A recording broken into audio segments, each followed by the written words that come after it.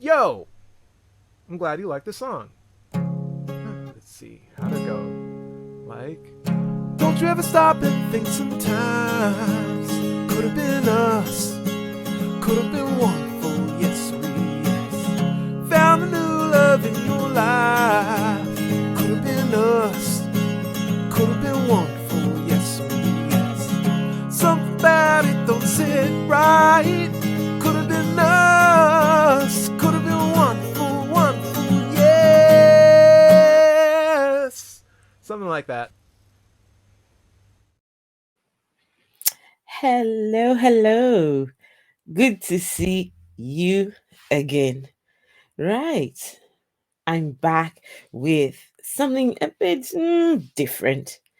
I'm going to be looking at two of my favorite um, YouTubers. I've got quite a few of them. Um, I do like their content. I go in and I'm usually in there checking them out.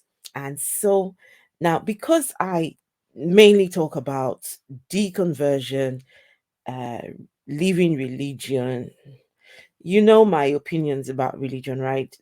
I think religion is toxic, and I struggle with religion.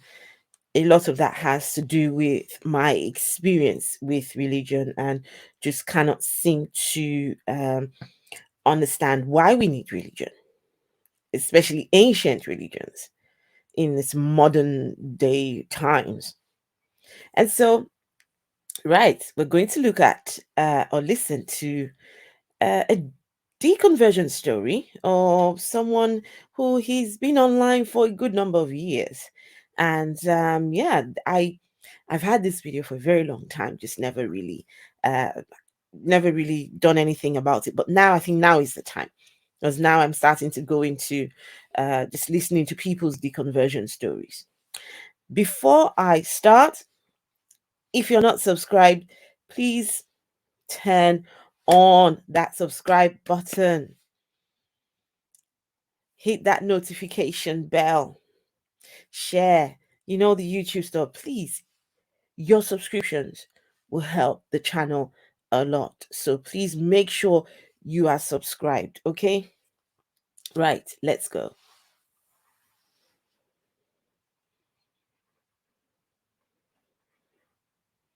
Really exciting. And that kind of brings me back to the whole atheism thing. Like I said, you're the first Black atheist I ever saw. And so my question is, were you always an atheist? If you were not always an atheist, how did you find it?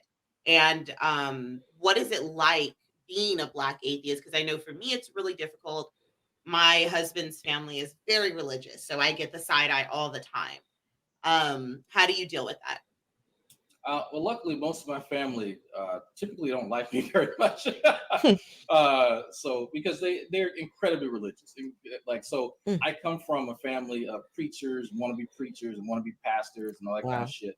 So yeah, religion is incredibly important to my extended family. Mm, Here, my what you see, Mama Drag, she is a Christian. She is pretty religious, but she's also live and let live.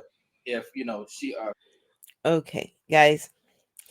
These two people, as far as I'm concerned, I adore them. Okay? They have each have their quirks and their little, things that some people may not necessarily find interesting. But I do. It is what it is. You can't help who you like on YouTube. You can't help it. And so, anyways, here we are. And so now, black people and religion. Black people and religion. What is it exactly? What is the pull? Black people and religion. What you find that in most black communities, black cultures, religion is just intertwined. It's like we can't escape this thing. And even you who has managed to escape, the people around you will not let you be great. They just would try and rope you in somehow, guilt trip you. It's something. Can we black people just not just live without a God, live without religion? Is it possible? Other cultures are doing it. So what is wrong with us? What is wrong with black people as a whole? Okay, you know what, guys? I try not to be very judgmental, because I think for a lot of people, it's a systemic thing, systemic, and it runs deep. It runs very, very deep. And so I would not be judgmental, right? But I'm just trying to understand it. Of course, she wants me to be Christian, but Of she and I course, your don't even mom talk wants you about to be a religion Christian. on that level. If we do talk about it, it's more of a kind of a clinical or more of an academic discussion about religion, with very little personal sort of tones to it. But growing up, it was I said non-denominational sort of vibe in the house, as far as, but with Protestant, mostly Protestant Christian. Uh, Most of the churches we went to, I would say vast majority were Methodist or some form of Methodist.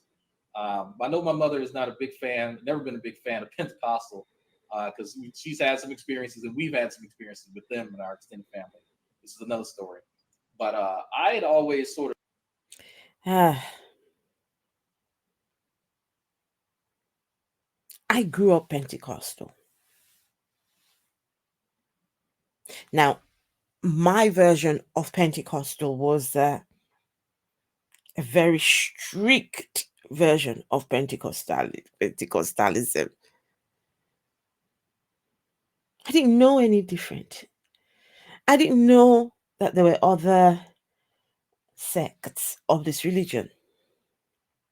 And we were told that ours was the only true path to righteousness.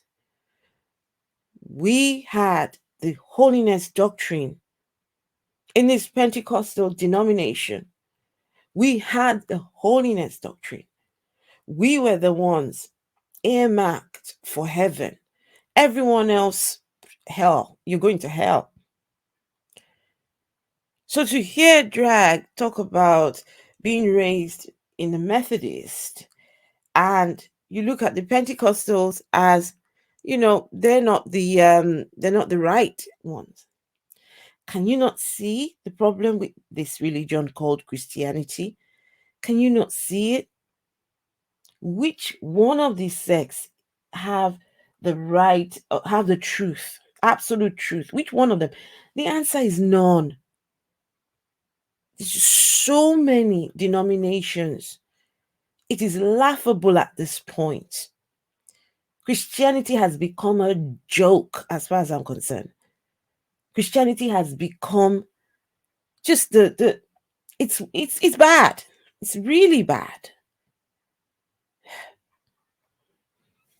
Viewed, but when I was the earliest memory that I have of me sort of understanding the world and religion, I thought that we kind of lived in a world where there was essentially like the Brahmin. There's something out there where everything comes from, and then when you die, you go back to it and you turn to something else. This is before I even knew about anything with any sort of Hindu religion. It was just a self-thought. I just came up with it. And so then I'd sort of kind of express these thoughts. No. Here's how, there's a God, and he's up there somewhere, and he loves everybody, and just not black folks so much, and just kind of that still.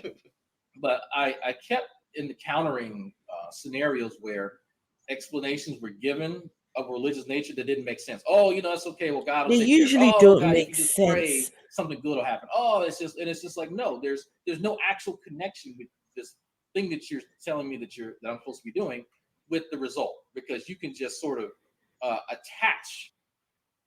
Most of the explanations in religion usually don't make sense. They are not meant to make any sense. They tell you about three gods being one in three in one.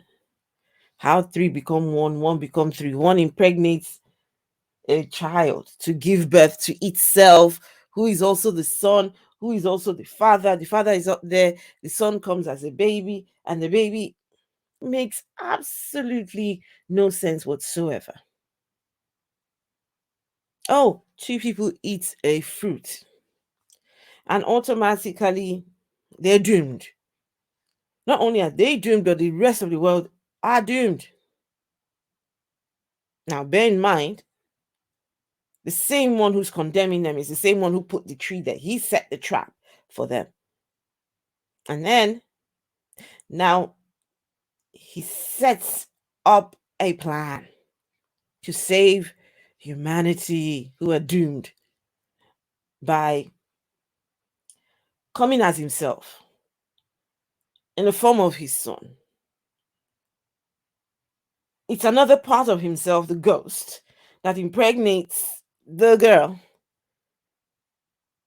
who is. None of it makes sense. And it shouldn't make sense. And that's where you need the added ingredient of faith. Mm, mm, mm.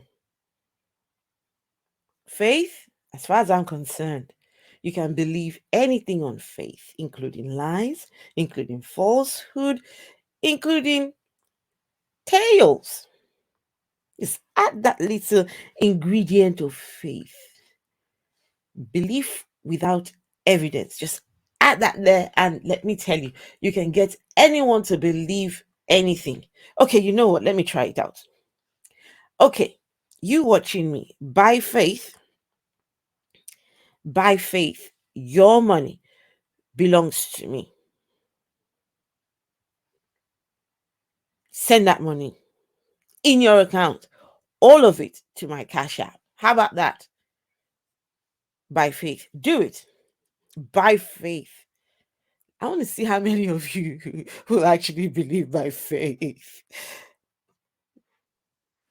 Right, that result to anything. Look, I could say Yeah. I farted and then I got a fucking Got I a new passed job this or interview, whatever. you know, Yeah. or got a job or some shit. Like anybody can say that. And so I started picking up on how fallacious that is very, very, very early on. And so there was a point where I just kind of got fed up, and it was it culminated with, I would say, no, the tipping point was Hurricane Katrina. Okay. Definitely Hurricane Katrina was a tipping point for Right. me. Yeah. Because I'm like, as religious as my family is, you know, we're tithing, we're doing everything right, trying to be good citizens. And here's a natural disaster from this God. And to hear, you know, my parents and so, oh, it's just part of God's will. I'm like, fuck this. Like, Yeah. are you kidding me? Like, so this my is life okay. needs to be destroyed, and this is a part. Fuck this. I'm not. Do I look like was it fucking Lot? Or this is Lot? Am I part of Lot? Ah, guys, do you know that some people actually believe that the pandemic was God's plan? Yes, I heard pastors actually say that the pandemic was God's plan to clean up the earth, was God's plan to warn humanity of their evil ways. God must be he must be brainless. He must be cruel and evil to come up with such plans. You destroy people to teach them a lesson, to show them something. What? Any God that thinks it's okay to destroy people, to create the hurricanes, the pandemics, because he's trying to prove a point, remind me never to subscribe to that God. Never to, just, in fact, you don't need to remind me. I'll do it myself. I want nothing to do with such God. Ridiculous. Family now. Yeah. So no, like, and so after Hurricane Katrina, my family moved to Natchez, Mississippi, and after high school went to go live with them. Yahoo Answers, back before Google Plus was around, there are very few forums dedicated to people having religious discussions, and Yahoo Answers was one of them. And one of the people on there said something to the effect of, you know, you're probably religious because your folks told you to be religious, and you probably never sat Where you down came and from, read the Bible or any of where that you're stuff. from. I got indignant. Like, I was like, because I knew he was talking about me. without actually knowing me. I was reading it. I knew that. And it hit. It hit hard. And I stood up. I was like, I'm going to prove this guy wrong. And I started going to the living room and to get my grandfather's big old Bible that we got. I'm going to read this shit. I'm gonna show him. I got halfway to the living room. I said, fuck this. I'm just like, I didn't even make it there. Yeah. It was like that. And so, yeah, I said, okay, to be fair, I need to sit down and think about everything that I believe in. And that's actually a hard thing to do. To think about all the beliefs that you have. It's scary. And it is a scary thought. And I thought God was. I did it too. When my son came to me and said, at the age of 9, I don't want to be a Christian anymore. I don't want to identify with the cruel nature of Jesus' death because he doesn't like blood. He didn't want to identify with that cruel death.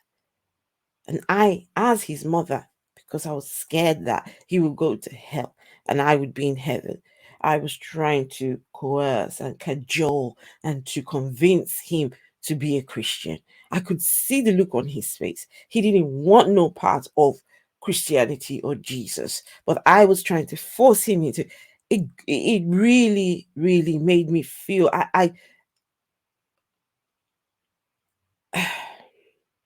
it upsets me because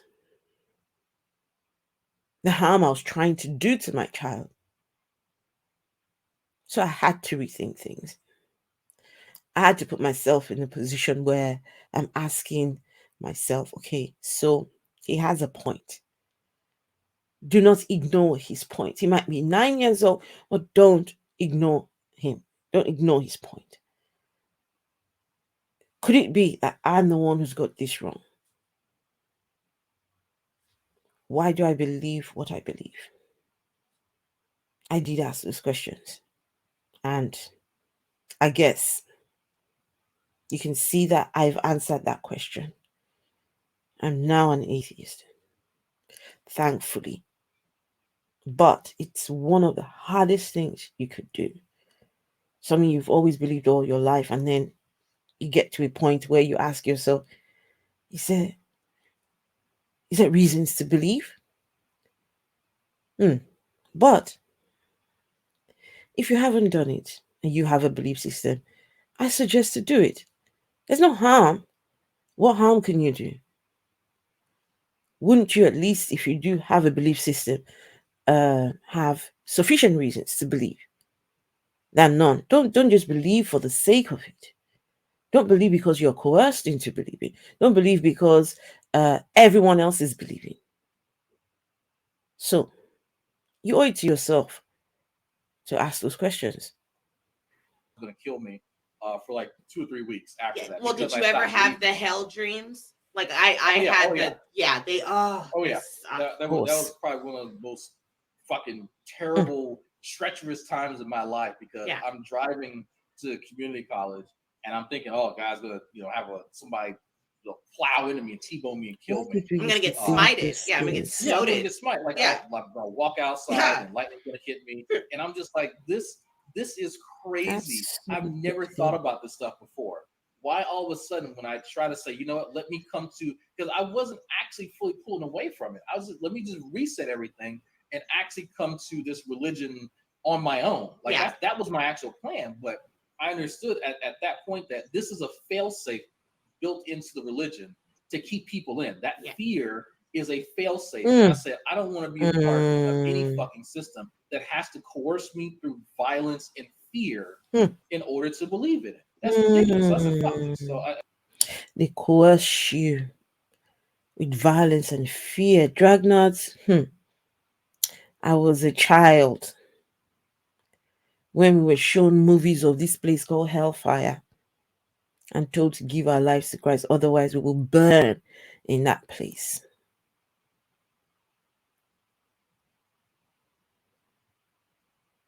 You do that to children. Christianity is evil. It's a religion that teaches you that you have to accept a depraved nature because 2 people ate a fruit. And so now you become less than human. you are going to burn for all of eternity in this place called hell. And you need a savior. You need Jesus.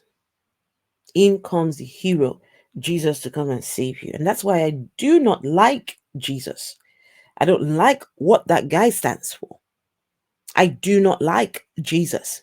I don't like the character Jesus. This person who's supposed to be the hero, he is also the one who's condemning you.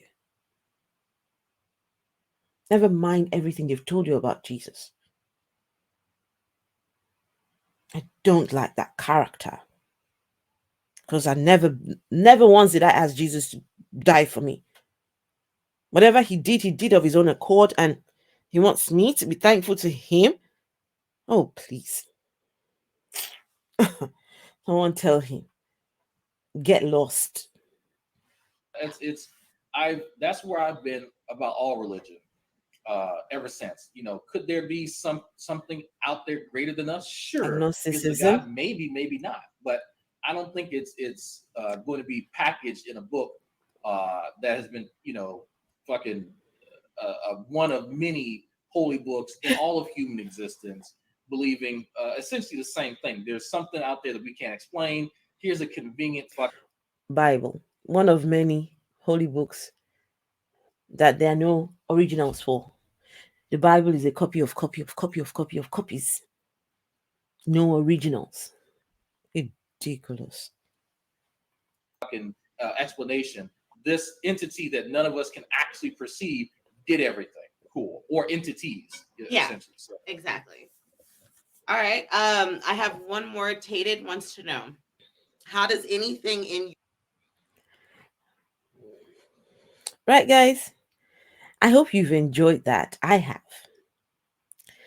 And this right here is an invitation to you. If you have a deconversion story, if you are questioning, if you're making your way out of religion, and you would like to share with me, I invite you to contact me. My links are down there. Please do contact me and let's talk about it. Your story might help someone. You never know what the next person's going through.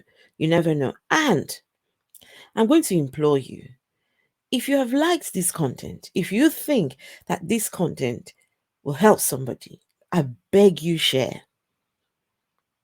Share the content. And if you're not subscribed, if you don't want me to subject you to lock you up in Shani's gray areas, make sure you're subscribed. And I will catch you in the next video.